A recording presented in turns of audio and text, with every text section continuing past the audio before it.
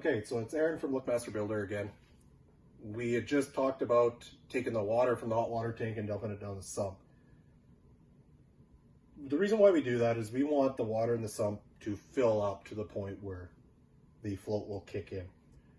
If the float doesn't kick in because you don't have enough water in there, the best way to check the sump if it's working is take the sump plug in, separate the two ends, take the back end and plug it directly into the wall. You will hear the sump kick in. Depending on the time of year, there may not be any water in there or very little water, which is fine. But as long as the sump kicks in and you hear some water draining out of it, we know that it's working. If it doesn't kick in when you do that, that is when we know that there's an issue. When there's an issue, the best thing to do would be to call your plumbing contact in your emergency contact list, just to tell them that your sump is not working and they're probably going to have to come out and install a new sump.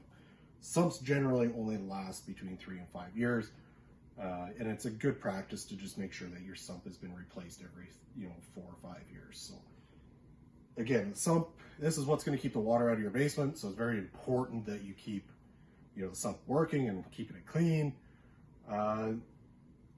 The only other thing that we would like to do with that once in a while is just take your flashlight, shine it inside the lid, just to make sure there's no debris inside there as well. If you have any other questions about the sumps, you can always contact us at the warranty look office as well.